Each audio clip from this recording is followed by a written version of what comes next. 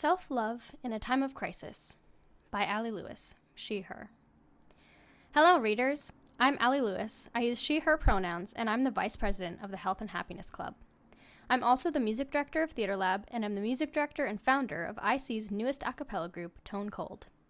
I'm a sophomore music major. The long-winded title is A Bachelor's of Music and Voice with an outside field in multimedia writing, or just BMO for short. My biggest aspirations are to write the script and score for musical theater and film, and of course to music direct shows in the real world. I'm so excited to start getting this club on its feet, and we're so close to standing. Here's a little more about me, why I love this club, and why I think you will too. I'm an overly empathetic person. I cry at movies, books, articles, commercials, especially those ASPCA ones. They're really meant to get you. I might even cry when someone has been really nice, or when I simply see someone else crying. I don't claim to be an empath, though I certainly pick up on the emotional energy others are giving off, and often find myself in whatever mood the person I'm with is presenting. I'm also very much a people person, almost to a fault, which I think goes hand in hand with that empathy. I gain so much energy from spending time with people, both people I love and people I may have just met, that I tend to shape my life around searching for that high I get when being around them. I'm a supportive and attentive friend. I love baking for birthdays and milestones and just to say I love you, driving people home when they need a ride, showing up for my friends' games or concerts, and I truly enjoy being a sharer of joys, confidant, and shoulder to cry on. I love those things about myself, and I'm so proud that that is who I am. Really, though, the things that I've just listed about my personality have their downfall. I rely so much on other people, their presence, their opinions of me, time spent with them, their energy, what I can do for them, that I rarely ever, or really never, do anything for myself. When COVID effectively shut down the world back in March, it was not only terrifying, but emotionally devastating for so many reasons, as I'm sure it was for so many people. I felt isolated from every community I had built my identity around. I was miles away from all of the friends I made in college. None of the performing groups I had joined could rehearse together, much less put on any sort of performance, and I regrettably kept minimal digital contact with my friends from home because of my fear that they might want to meet in person, or might think of me as being lame for not wanting to. In truth, I know they're lovely and smart people who would never ask that of me or judge me in that way. And folks, it's absolutely not lame. Wear your masks, distance, and be safe. It's the right, smart, and cool thing to do. Even though I had my family with me, I was effectively cut off from a majority of the people that I usually rely on. My social energy was down, my motivation was certainly down, and stress and anxiety over COVID were high, not to mention the absolute exhaustion that came with the switch to online learning. Overall, I was in a low place.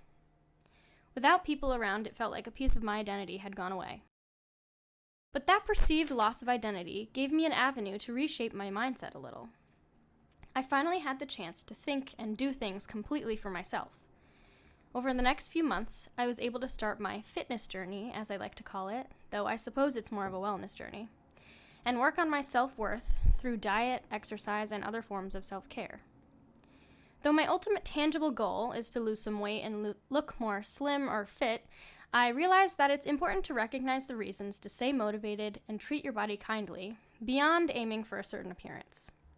Here are some of the reasons that keep me motivated.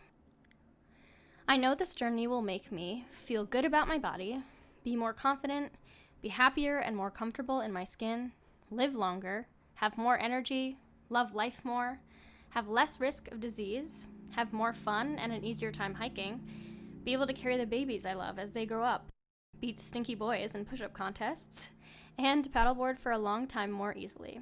I do love paddleboarding. I also realized that I wasn't just working out and eating healthily for the reasons in which it might benefit my body and my confidence, but because it's important to keep telling myself that I deserve to make time for myself, and that my health and happiness is just as important as that of the people around me. The fitness journey is just a way that I could make that happen, and commit to doing at least something just for me. I realize that my friends and my interactions with people don't define who I am. I do. And in being able to ask myself, who am I without my friends? Who am I really? I realized and recognized that I have an entire personality that has nothing to do with them and is all my own. and that I should be loving those parts of me too. These realizations and motivations all snowballed into an upward trend of positive self-talk and a higher self-efficacy that I'm working hard to keep up. Don't get me wrong, this journey is in no way a walk in the park, but I've learned that it's okay that it isn't, and I shouldn't expect it to be. Weight loss isn't easy, working out isn't easy, cooking healthy isn't easy, setting aside time for myself still isn't easy, and loving myself all the time most certainly isn't easy either. There are still days when I look in the mirror and don't like the way I look, or just can't get through a workout, or want to say F it and eat an entire pie. But I'm just getting started. True change, in both appearance and mindset, takes time. I just need to keep reminding myself that I'm worthy of my love, whether I like how I look that day or not. I should set aside the time to do a workout even if I can't get all the way through it, and continue to believe that I can do it. It will get easier over time. I remind myself that a slice of pie, or similar treat of choice, every once in a while isn't a sin, and isn't going to kill me or ruin all of my plans. I'm still learning how to overcome my food guilt, and that's okay. And when I'm thinking negatively, I just have to keep reminding myself that inward compliments are a valuable practice, and a good way to program my brain to think about myself in kinder ways. I've always been so proud of how kind and attentive I am to my friends. How could it have taken me so long to treat myself in the same way? I suppose the answer is that I didn't think it was important, or that I would never need to think about it if I just kept my people around. It only took a situation where I physically couldn't keep my people around to know how wrong I was. I won't say that COVID is a blessing in disguise because, quite honestly, I don't believe that's true. This article hasn't even touched upon the lives lost or the financial instability and suffering it's caused and continues to cause for so many. But I am proud that part of my individual identity is to make or find some good out of whatever comes my way, even a global pandemic. This time, I'm glad that I aimed that good in my own direction. It's never too late to start loving yourself. I must admit, though, that while I've so fortunately found the importance in taking care of myself and loving myself, it is much easier when you have friends by your side to help show you how loved you are too.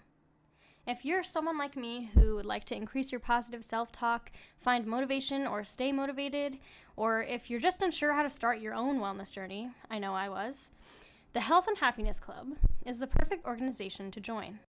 We're all kind of people who simply want to share the knowledge we have about wellness and provide a way for people to find encouragement and support in all aspects of health, wherever they are on their journeys. I couldn't be more excited for what we have in store for you. Thanks for reading. With love from a friend, Allie.